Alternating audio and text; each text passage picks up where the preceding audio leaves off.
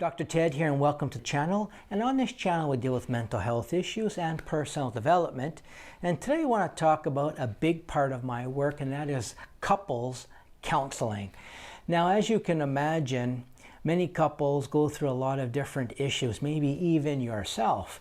And as you can probably think, a lot of these issues lead to a lot of heartbreak, just a lot of maybe ongoing nagging issues that just never seem to end, and can lead a lot of couples to separate or even divorce. So today I want to share with you some of the, you could say, the healthy love habits that I have seen and the unhealthy love habits I've seen. So get ready.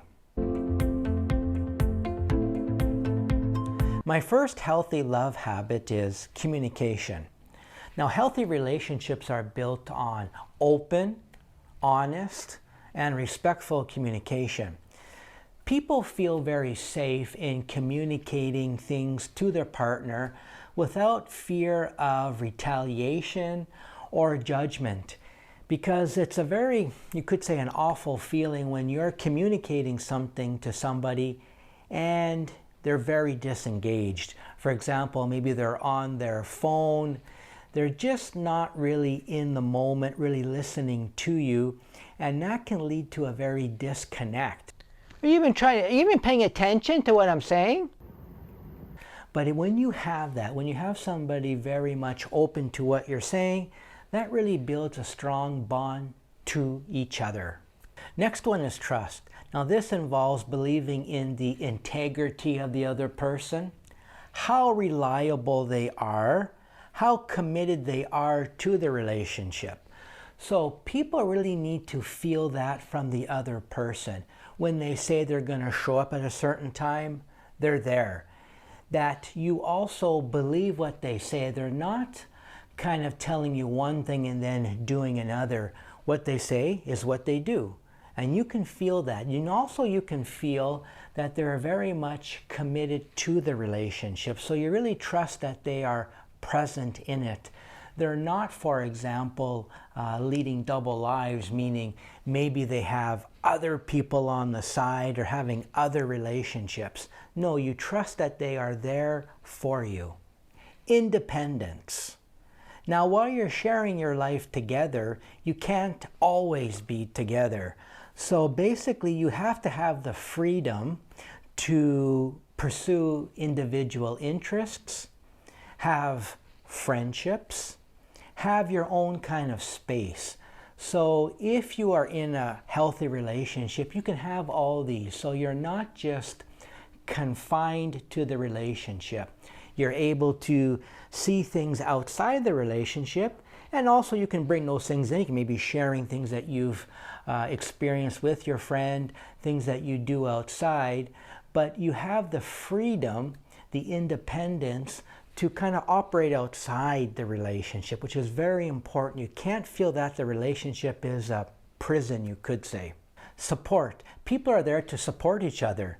So let's say, for example, one person is pursuing a degree at the university. The other person would maybe do a few more things around the house to kind of free them up so the person could do their studying, or perhaps even provide some financial assistance to allow the person to do their studies. So they're there to support.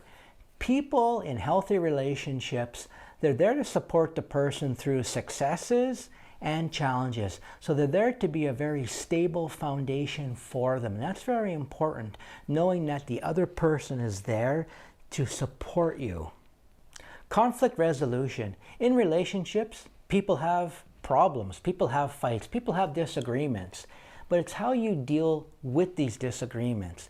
In healthy relationships, people can listen to each other, have respect for each other's opinions, and work with that.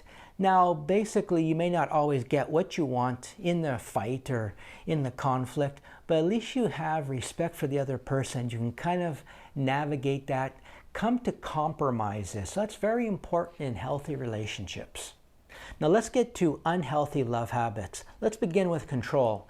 We can have people in the relationship just wanting to control the other person, so that when the other person doesn't give them what they want, they can withdraw, financial support, withdraw love, or just perhaps go off into the corner or go off into the room and just sulk, you could say. Just be by themselves, not say anything, leaving the other person wondering, what's going on here?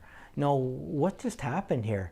That's their way of controlling, and that's their way of perhaps manipulating the other person to give them what they want, because they really need to feel in control in the relationship.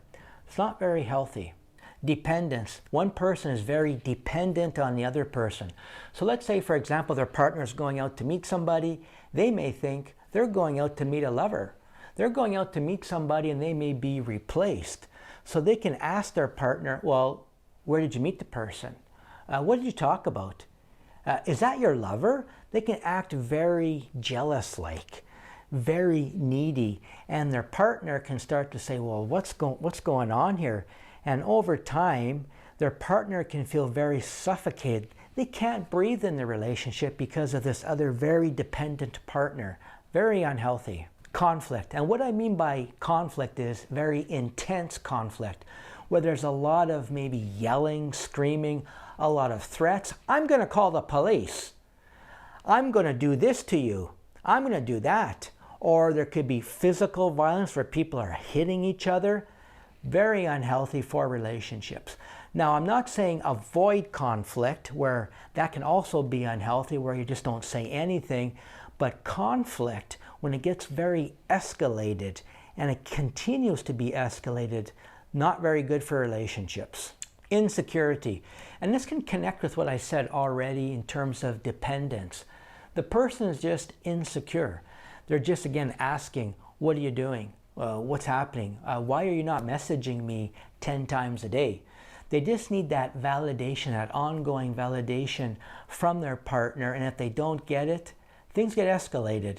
So they start messaging the person, well, why are you not connecting with me? What's going on? Again, like dependence, things start building up in the person's mind where they start creating scenarios to what their partner is doing. Lastly, criticism, where people feel always put down all the time. Maybe the other person is calling them names. Maybe they're calling each other names. They feel like garbage. It's always pointed out, well, you can't do this. You can't even shovel the snow. Oh, you know what? You can't even put your child to bed properly. So criticism, be very careful of that. I hope you found this video useful, and if you know somebody who could benefit from it, please pass it on to them. And as always, wishing you the best mental health wherever you are in this big world. And until the next video, take care. Want to learn more about relationships? Check out my video on gaslighting.